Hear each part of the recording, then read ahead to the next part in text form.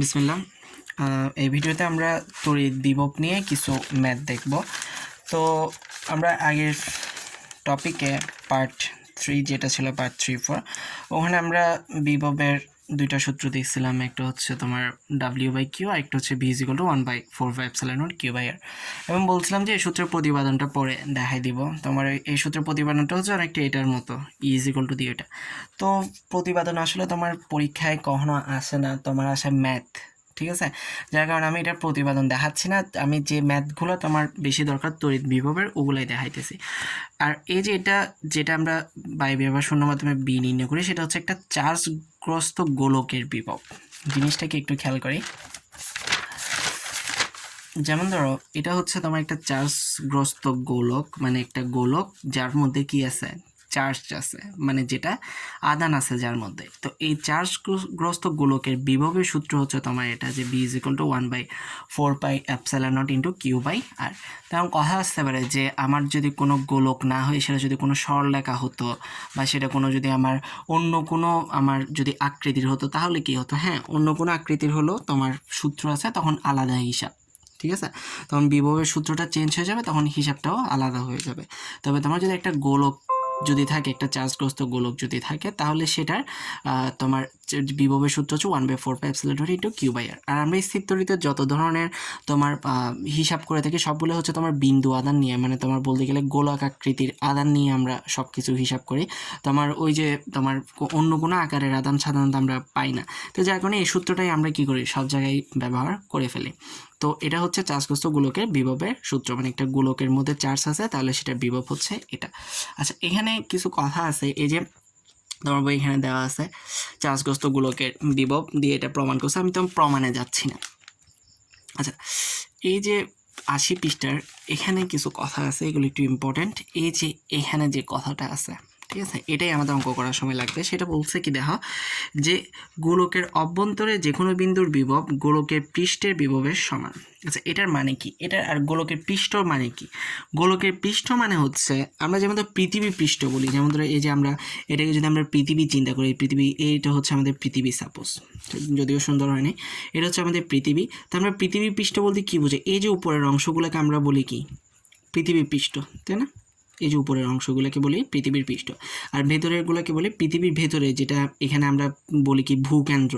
তো পৃষ্ঠ মানে হচ্ছে ঠিক তার উপরের অংশটা, মানে একটা গোলকের পৃষ্ঠ বলতে আমরা কি বুঝো, এই যে তার উপরে যে সারফেসটা আছে, সেটাই হচ্ছে তোমার কি গোলকের পৃষ্ঠ। তো ধরো তুমি একটা গোলকের অভ্যন্তরে, মানে গোলকের ভেতরে কোনো একটা জায়গায় তুমি একটা বিন্দু বা একটা চার্জকে রাখছো, তাহলে ওই চার্জের যে বিভবটা অনুভূত হবে, ওই চার্জের যে বিভবটা হবে, সেই বিভবটা গোলকের পৃষ্ঠের বিভবের সমান হবে। মানে তুমি একটা চার্জকে গোলকের ভেতরে রাখা যে কথা, গোলকের পৃষ্ঠে রাখাও একই কথা, ঠিক আছে? মানে তুমি একটা চার্জকে তুমি গোলকের ভেতরে রাখলে যে বিভবটা পাবা, তাকে যদি তুমি গোলকের পৃষ্ঠে রাখো, এই যে চারপাশের উপরের পৃষ্ঠটাতে, ঠিক আছে, আমরা যেমন পৃথিবী পৃষ্ঠে থাকি না, সেরকম যেভাবে যদি তুমি পৃষ্ঠের মধ্যে রাখো, তাহলে যে বিভবটা পাবা দুইটাই একই কথা। সেটার জন্য বলা হচ্ছে যে গোলকের অভ্যন্তরে যে কোনো বিন্দুর বিভব গোলকের পৃষ্ঠের বিভবের সমান, ঠিক আছে? এবং এই কথাটা, এই লাইনটাই আমাদের অঙ্কে সবচেয়ে বেশি লাগবে। এখন অনেক সময় অনুধাবনমূলক প্রশ্নে আসে যে গোলকের অভ্যন্তরে কোনো বিন্দুর বিভব কেন পৃষ্ঠের বিভবের সমান হয়, সেটা এই যে এখানে বলা আছে। অনুধাবনমূলক প্রশ্নে আসলে এখানে যেটা লেখা আছে সেটাই লিখে দিও। সেটা হচ্ছে কি, গোলকের অভ্যন্তরে তোমার কি থাকে না, কোনো বলরেখা থাকে না। তো আমরা জানি, আমরা তড়িৎ প্রাবল্যের যেটা অঙ্ক করছিলাম, যে কখন তড়িৎ প্রাবল্য শূন্য হয়, আমার তখনই তড়িৎ প্রাবল্য শূন্য হবে যখন আমার কোনো বলরেখা থাকবে না। তো গোলকের অভ্যন্তরে তোমার কোনো একটা চার্জিত, মানে একটা আহিত গোলকের অভ্যন্তরে তোমার কোনো বলরেখা থাকে না। তো বলরেখা যদি না থাকে, তাহলে আমার তড়িৎ প্রাবল্যও থাকবে না। আর তড়িৎ প্রাবল্য যদি না থাকে, তাহলে আমার তড়িৎ বিভবও থাকবে না। কেন তড়িৎ প্রাবল্য না থাকলে তড়িৎ বিভব থাকবে না? সিম্পল একটা বিষয়, সেটা হচ্ছে ধরো আমরা এই সূত্র দিয়ে বলতে পারি যে আমরা বিভব = কি জানি, E × R। তো আমার যদি E যদি না থাকে, আমার তড়িৎ প্রাবল্য না থাকে, মানে কি E = 0। তো আমার যদি E এর মানটা যদি 0 হয়ে যায়, মানে তড়িৎ প্রাবল্য যদি আমার না থাকে, তাহলে অবশ্যই আমার তড়িৎ বিভবটাও কি হয়ে যাবে, 0 হয়ে যাবে, অর্থাৎ তড়িৎ বিভবটাও থাকবে না। অর্থাৎ তোমার একটা গোলকের ভেতরে তুমি একটা কোনো একটা বিন্দুকে যদি রাখো, তাহলে তুমি সেটার যে বিভবটা পাবা, সেটা তুমি কোথায় পাবা সেই সেম বিভব তুমি ওই চার্জটাকে যদি গোলকের পৃষ্ঠে রাখো সেখানেও তুমি সেম বিভবটা পাবা। তাই আমরা যখন গোলকের অভ্যন্তরে কোনো একটা চার্জকে রাখি তখন সেটা অভ্যন্তরে হিসাব না করে সেটাকে আমরা পৃষ্ঠে নিয়ে যাই, পৃষ্ঠে নিয়ে গিয়ে সেটাকে আমরা হিসাব করি। অঙ্ক করার সময় ব্যাপারটা একটু ক্লিয়ার হয়ে যাবে। তো এই কথাটা এখানে বলা আছে, এটা অনুধাবনমূলক প্রশ্ন আসছে অনেক সময়, এভাবে লিখে দিও। আর এটা কথা বলা আছে সেটা হচ্ছে গোলকের ভেতরে, এটা তো একটু আগেই বললাম, গোলকের ভেতরে তড়িৎ প্রাবল্য শূন্য থাকে, গোলকের পৃষ্ঠে তোমার কি থাকে তড়িৎ প্রাবল্য শূন্য থাকে। কেন গোলকের ভেতরে তড়িৎ প্রাবল্য শূন্য থাকে? যেহেতু তোমার কি গোলকের ভেতরে তোমার কি নেই, কোনো তড়িৎ বলরেখা নেই। তো যেখানে বলরেখা থাকবে না সেখানে তোমার কি থাকবে না, প্রাবল্য থাকবে না, যার কারণে গোলকের ভেতরে তোমার তড়িৎ প্রাবল্যের মানটা থাকে 0 এবং গোলকের পৃষ্ঠে মানে এই যে চারপাশে যে সারফেসটা ওখানে তোমার তড়িৎ প্রাবল্যের একটা নির্দিষ্ট মান থাকে। আচ্ছা, আশা করি বুঝছো। তোমার মানে এটা মাথায় রাখবা যে গোলকের অভ্যন্তরে কোনো একটা বিন্দুর বিভবটা কী হবে, তার পৃষ্ঠের বিভবের সমান হবে। যখন আমরা ম্যাথে যাব, এইটা লাইনটা নিয়ে একটা ম্যাথ আছে, তখন বিষয়টা এটা ক্লিয়ার হবে। আর একটু 82 পৃষ্ঠায় যাই। 82 পৃষ্ঠায় যে বিভব পার্থক্যটা আছে সেটা আমি এদিনই পড়াইছিলাম, যে বিভব পার্থক্য থেকে ওই যে ডাব্লিউ ইজ ইকুয়াল টু তোমার কি চার্জ ইন্টু বিভব পার্থক্য। তো আমরা অনেক সময় বিভব পার্থক্য বলি বা শুধুমাত্র ভিও বলি, মানে বিভবও বলি, যেটা এখানে বলা হয়েছে যে বিভব পার্থক্যকে ডেল ভি দ্বারাও প্রকাশ করা হয়, অনেক ক্ষেত্রে শুধুমাত্র বি দ্বারাও প্রকাশ করে। যেটা আমি তোমার ওই যে একটা মোটর গাড়ির ব্যাটারির অঙ্কটা যখন করতেছিলাম তখন দেখাই দিয়েছিলাম যে তোমার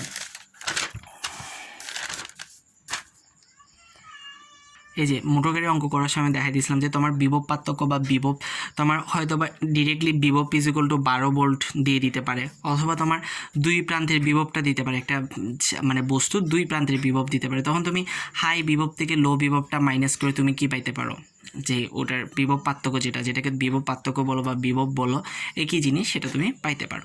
তো ওই কথাটা এখানে তোমার বলা আছে বিভব পার্থক্যের মধ্যে। তো আমরা সেই সূত্রটা তো আমরা দেখছি যে ডাব্লিউ ইজ ইকুয়াল টু কি চার্জ ইন্টু বিভব।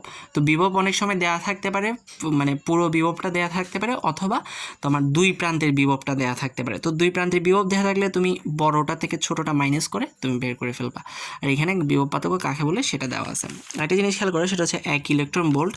1 ইলেকট্রন ভোল্ট কাকে বলে সেটা দেওয়া আছে, একটু দেখে নিও। তবে সবচেয়ে বেশি যেটা অবজেক্টিভ আসে যে 1 electron volt is equal to কত, 1 electron volt is equal to হচ্ছে 1.6 ইন্টু 10 ইনভার্স 19 জুল, এটা মাথায় রাখিও। আরেকটা বেশি আসে সেটা হচ্ছে 1 mega electron volt is equal to কত, 1 mega electron volt is equal to হচ্ছে, আমরা জানি মেগা মানে হচ্ছে 10 to the power 6 into 10 to the power 6 দিয়ে তুমি এটাকে যদি গুণ করো, মানে 1.6 ইন্টু 10 ইনভার্স 19কে গুণ করো, তাহলে তুমি 1.6 ইন্টু 10 ইনভার্স 13 জুল পাবা। তো এই দুইটা সংখ্যা মনে রাখবা। তো এই হচ্ছে তোমার মোটামুটি থিওরি যা আছে তা। এখন আমরা ম্যাথে যাব। এই যে তোমার এই যে ম্যাথটা দেখি, তোমার যেটা এখানে নিচে আছে 80 পৃষ্ঠায়, 80 পৃষ্ঠায় যেটা 1 নাম্বার আছে সেটা একটু খেয়াল করি। আচ্ছা, সেটা হচ্ছে তোমার সেম ওই যে যেটা বললাম, এটা মাথায় রাখবা, গোলকের অভ্যন্তরে কী হবে না, কোনো বিন্দুর বিভব তোমার গোলকের পৃষ্ঠের কী হবে, বিভবে সমান হবে। আর গোলকের পৃষ্ঠ বলতে এই যে বাইরের অংশটা। ম্যাথটা দেখি কী বলা আছে, দেখো 10 সেন্টিমিটার ব্যাসার্ধের একটি গোলকের পরিধিতে 10 কুলম্ব মানে দুইটি চার্জ স্থাপন করা হলো। গোলকের কেন্দ্র হতে 8 সেন্টিমিটার ও 12 সেন্টিমিটার দূরে তড়িৎ বিভবের মান নির্ণয় করো। ওকে, ভালো।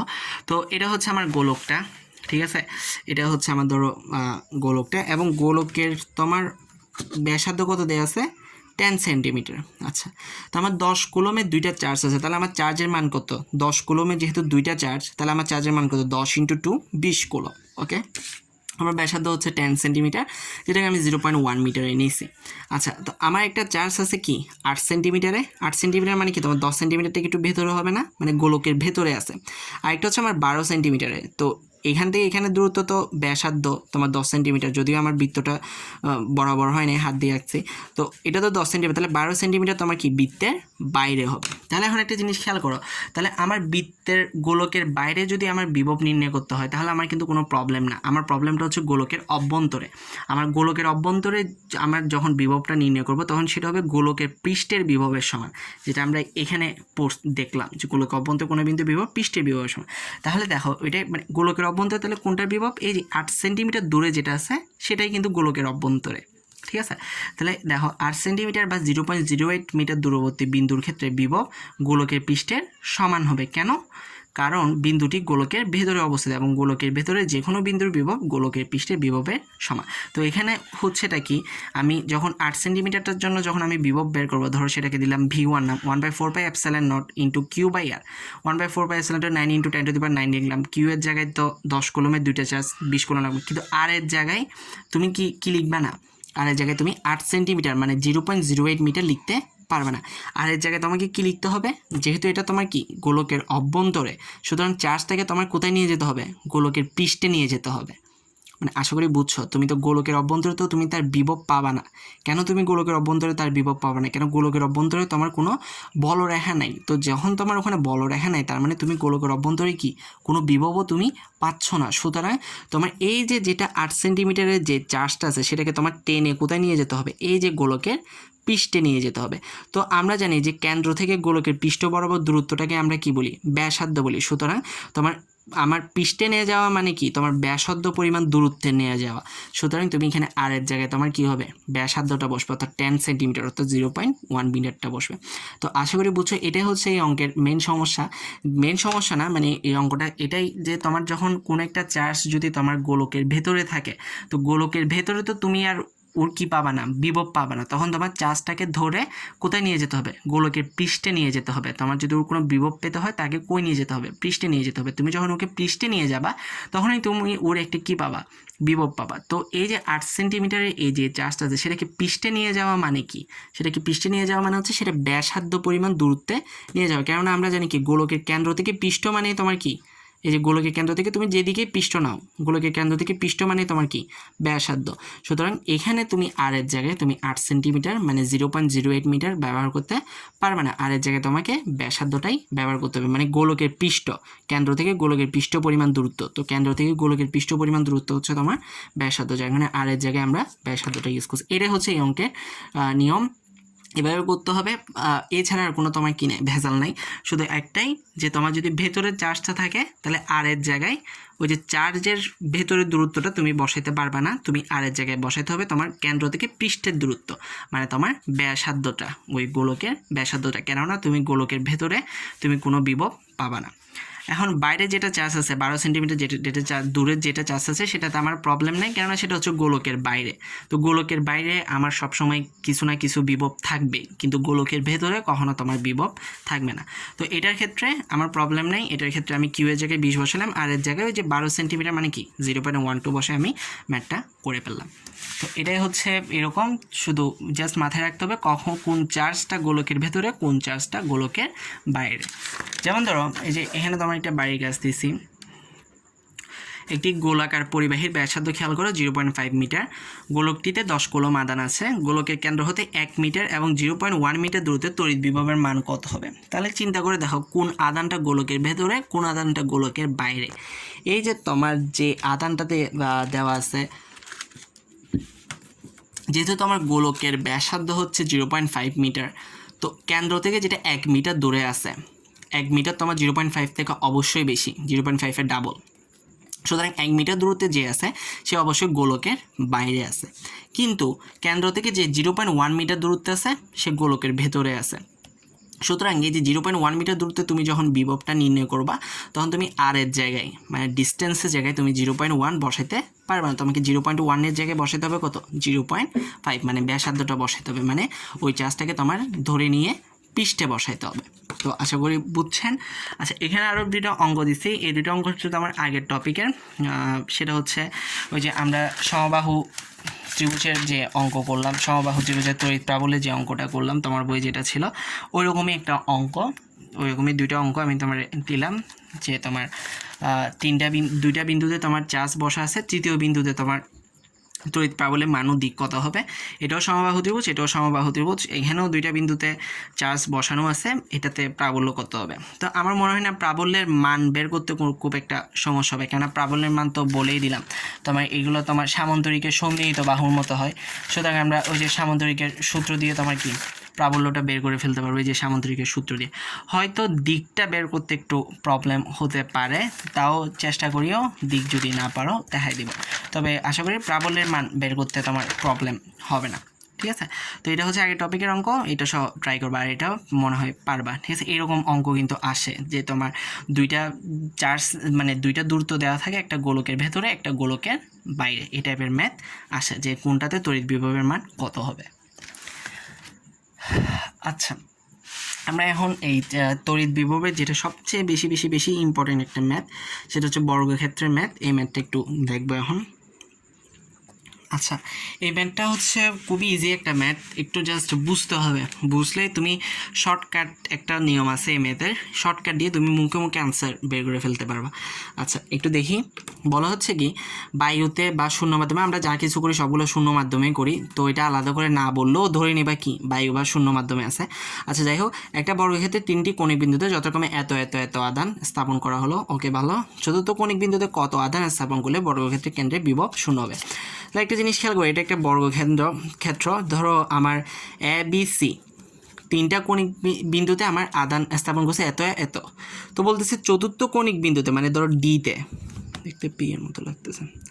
আচ্ছা, চতুর্থ কণিক বিন্দুতে ধরো ডিতে আমি কত আধান স্থাপন করলে বর্গক্ষেত্রের কেন্দ্রতে, এই যে এটা হচ্ছে তোমার কি, এই যে এটা হচ্ছে তোমার কি বর্গক্ষেত্রের কেন্দ্র, এই বর্গক্ষেত্রের কেন্দ্রের বিভবটা 0 হবে। সবসময় মনে রাখবা বর্গক্ষেত্রের কেন্দ্র কোনটা হয়, এমনি মানে বর্গক্ষেত্রের মাঝখানটাই তো কেন্দ্র, কিন্তু এটা কীভাবে নির্ণয় করবা, সেটা হচ্ছে বর্গক্ষেত্রের দুইটা তোমার কি বলে কর্ণ, বর্গক্ষেত্রের দুইটা কর্ণ যে বিন্দুতে ছেদ করে সেটাই হচ্ছে তোমার কি বর্গক্ষেত্রের কেন্দ্র। তাহলে এখানে বলতেছে এই যে কেন্দ্রে যে বিভবটা আছে সেটা তোমার ইজুকাল টু কত, 0। আচ্ছা, এখন কথা হচ্ছে সেটা না, তো তোমার এই যে বর্গক্ষেত্রের কেন্দ্রে এটা কখন, মানে বর্গক্ষেত্রের কেন্দ্রের বিভবটা আসলে কি হয়? বর্গক্ষেত্রের কেন্দ্রের বিভবটা হয় যে 4টা কণিক বিন্দুর কারণে, যেমন এ বিন্দুতে একটা তোমার চার্জ আছে, বি বিন্দুতে একটা চার্জ আছে, সি বিন্দুতে আছে, ডি বিন্দুতে আছে।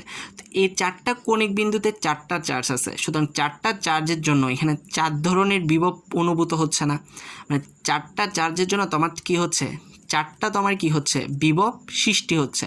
তো বর্গক্ষেত্রের কেন্দ্রে বিভব মানে হচ্ছে এই 4টা চার্জের জন্য যে 4টা বিভব সৃষ্টি হলো, সেই 4টা বিভবের যোগফল, সেই 4টা বিভবকে যোগ করলে আমি কি পাবো, যে বর্গক্ষেত্রের কেন্দ্রে যে মোট যে বিভবটা তোমার কি সৃষ্টি হচ্ছে সেটা আমরা পেয়ে যাব। আবারও বলি, বর্গক্ষেত্রের কেন্দ্রে মোট বিভবটা কি, বর্গক্ষেত্রের কেন্দ্রে মোট বিভবটা হচ্ছে তোমার 4টা কণিক বিন্দুতে, বর্গক্ষেত্রের 4টা কণিক বিন্দুতে 4টা চার্জের কারণে যে 4 রকমের বিভব সৃষ্টি হয়েছে, ওই 4 ধরনের বিভবের যোগফলটাই হচ্ছে কি বর্গক্ষেত্রের কেন্দ্রে সৃষ্ট মোট বিভব। আর বর্গক্ষেত্রের কেন্দ্র কোনটা, কেন্দ্র তো বুঝি আমরা মাঝখানে, তবে সেটা কীভাবে পাবো, দুইটা কর্ণ যে বিন্দুতে ছেদ করবে। একটা জিনিস খেয়াল করো, সেটাও হয়তো জানো, পড়ে আসছো, এই যে বর্গক্ষেত্রের কেন্দ্র থেকে, এই কেন্দ্র থেকে এ দূরত্ব যত, এই কেন্দ্র থেকে ডি এর দূরত্ব তত, বি এর দূরত্ব তত, সি এর দূরত্ব তত। তো সেটাকে আমরা এভাবে বলতে পারি যে বর্গক্ষেত্রের কেন্দ্র থেকে প্রতিটি কণিক বর্গক্ষেত্রের কেন্দ্র থেকে প্রতিটি কণিক বিন্দুর দূরত্ব সমান। তো এখন পারবা আশা করি। বর্গক্ষেত্রের কেন্দ্র থেকে প্রতিটি কণিক বিন্দুর দূরত্ব সমান, ধরলাম এই দূরত্বটা হচ্ছে আর। তা আমরা তো জানি, আমরা যখন বিভব নির্ণয় করি আমাদের দূরত্বটা দরকার হয়। আমার তো এই যে এই এ বিন্দুর ফলে এই কেন্দ্রতে কি বিভব অনুভব হচ্ছে সেটাই তো নির্ণয় করব প্রতিটা বিন্দুর জন্য। তো প্রতিটা জন্য আমার দূরত্বটা কি সেম, কারণ এটা বর্গক্ষেত্রে হয়। বর্গক্ষেত্রে যে কেন্দ্রটা থাকে সেই কেন্দ্র থেকে তোমার 4টা কণিক বিন্দুর দূরত্ব কি হবে, সমান হবে। তাহলে এখন দেখো, কণিক বিন্দু এতে আদান ধরলাম Q1 = এত, বিতে আদান ধরলাম এত, সিতে আদান ধরলাম এত। কারণ আমার ডি এর মধ্যে কত আদান স্থাপন করলে এই যে এখানে আমার মোট বিভবটা 0 হবে সেটা আমাদের বের করতে হবে। তো কেন্দ্রের বিভব হচ্ছে আমার কি 0। আচ্ছা, তো একটু আগে বললাম বর্গক্ষেত্রের কেন্দ্রের বিভবটা কি হবে, 4টা কণিক বিন্দুতে তোমার কি ফলে যে 4 রকমের বিভব সৃষ্টি হয়েছে, ওই 4 রকমের বিভবের যোগফল। তো আমরা বিভবের সূত্র তো জানি, সূত্র বসাই দিলাম। ওকে, এখান থেকে সবগুলো থেকে আমি 1/4πε0 এবং 1/r কমন নিলাম। কমন নিলে কি হয়, এখান থেকে যদি তুমি খেয়াল করো, এই যে এখান থেকে যদি তোমার 1/4πε0 এবং 1/r চলে যায়, তাহলে এখানে কি থাকে, Q1 + Q2 + Q3 + Q4। তো আমার b = তো 0, কারণ আমি বলে দিচ্ছি বর্গক্ষেত্রের কেন্দ্রে বিভব আমার কি হবে, 0 হবে। তো b = যদি 0 হয়, তাহলে এখানে খেয়াল করো, এই যে এটা নিচে তাহলে কি 4πε0 × r, আর উপরে কি সবগুলো গুণ আকার আছে, উপরে কি Q1 + Q2 + Q3 + Q4। তো এখানে যদি আমি ক্রস গুণন করি, কোনাকুনি গুণ করি, তাহলে কি পাবো, Q1 plus Q2 plus Q3 plus Q4 is equal two এটার সাথে 0 গুণ করলে 0। তো আমার লাগতেছে Q4 এর মান, তো আমি Q4 ইজ ইকুয়াল টু কী পাচ্ছি, সবগুলোকে পাশে পাঠিয়ে দিই, -Q1 -Q2 -Q3, এগুলো সবগুলো থেকে আমি মাইনাসটা কমন নিই তাহলেই হয়ে যাচ্ছে। সবগুলো থেকে আমি মাইনাসটা কমন নিলাম, কমন নিয়ে আমি এখানে সবগুলোতে মানটা বসাই দিলে আমি Q4 এর মানটা পেয়ে যাচ্ছি। তো এটাই হচ্ছে তোমার শর্টকাটটা কি, যে তুমি যদি বর্গক্ষেত্রের 3টা কৌণিক বিন্দুর চার্জ যদি তুমি জানো, তাহলে ওই 3টা কৌণিক বিন্দুর চার্জ তুমি যোগ করে আগে একটা মাইনাস বসাই দিলে তুমি Q4 এর মানটা পেয়ে যাবা। এটাই হচ্ছে তোমাকে এটা শর্টকাট। এবং এই টাইপের ম্যাথ অনেক সময় অবজেক্টিভে তুলে দেয়, তো অবজেক্টিভে তুলে দিলে এত বড় কাহিনী তো করার টাইম থাকবে না, তখন তুমি এই শর্টকাট অ্যাপ্লাই করে তুমি কী করে ফেলতে পারবা, আনসার মিলাই ফেলতে পারবা। ঠিক আছে, এটাই হচ্ছে তোমার বর্গক্ষেত্রের যে তোমার চতুর্থ কৌণিক বিন্দুতে কি আদান রাখলে তোমার বর্গক্ষেত্রের কেন্দ্রের বিভবটা কী হবে, 0 হবে। তার মানে এখানে তোমার এই যে 4πε0 এবং আর এর কোনো কাজ নাই। কেন কাজ নাই? কেননা সেটা 0-র সাথে গুণ হয়ে তোমার কী হয়ে যাচ্ছে, 0 হয়ে যাচ্ছে। তো আশা করি বুঝছেন। আচ্ছা, এটা নিয়ে একটা অঙ্ক দিছি, এই যে খেয়াল করো, এটি বর্গক্ষেত্রে 3টি কৌণিক বিন্দুতে যথাক্রমে এত এত আদান অবস্থিত, চতুর্থ কৌণিক বিন্দু কত আদান স্থাপন করলে বর্গক্ষেত্রটি কেন্দ্রে আদান শুরু হবে। ঠিক আগের অঙ্ক তোমার মতো। তুমি চাইলে এটা এই যে শর্টকাট দিয়ে তুমি চাইলে এখন মুখে করে ফেলতে পারবা। কীভাবে দেখো, আমি দেখাই দিই। এই যে দেখেন, শর্টকাটটা অ্যাপ্লাই করি আমরা, কি Q1 plus Q2 plus Q3, ঠিক আছে। Q1 হচ্ছে কত 5 প্লাস Q2 কত 10, Q3 কত -20, তো Q3 এর আগে আছে কি প্লাস, তাহলে প্লাসে মাইনাসে কী হয়ে যাচ্ছে, -20 হয়ে যাচ্ছে। ইজ ইকুয়াল টু তাহলে কত হয় 15 থেকে 20 গেলে -5 কুলম।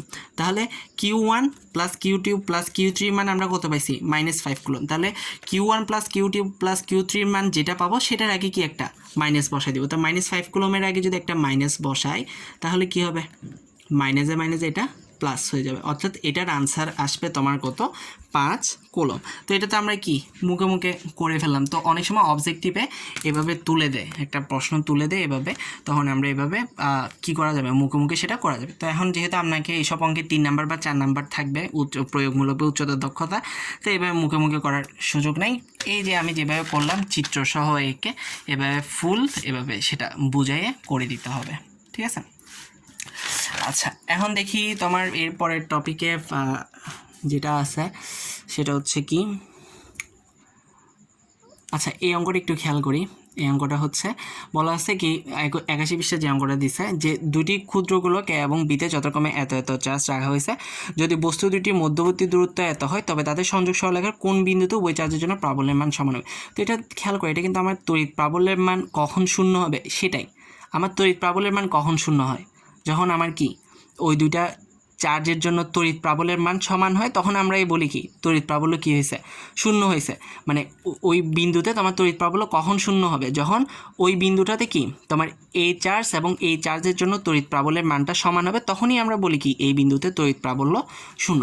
তো এখানেও সেটা করছে তোমার। তাহলে এখানে কোন বিন্দুতে কোন চার্জের কাছাকাছি হবে, যে চার্জের মানটা তোমার কম আছে। তাহলে দেখো কোন চার্জের মান কম, 9 কম না 16 কম, 9 কম, সেজন্য 9-এর কাছাকাছি নিছে, 9 থেকে x মিটার দূরত্বে, আর এটা হচ্ছে 0.28 - x। তো এইভাবে করে আগের মতোই জাস্ট একটু অঙ্কটা ঘুরাই দিছে। অন্য অঙ্কগুলোতে আমরা বলতাম যে মানে চার্জ দুটি সংযোগকারী রেখার কোন বিন্দুতে তড়িৎ প্রাবল্যের মান শূন্য হবে। তো আমরা কোন বিন্দুতে তড়িৎ প্রাবল্যের মান শূন্য ধরি, যে বিন্দুতে দুইটার জন্য যে তড়িৎ প্রাবল্যটা হবে সেটার মান সমান হয়, তখন আমরা বলি কি ওই বিন্দুতে তড়িৎ প্রাবল্য শূন্য হবে।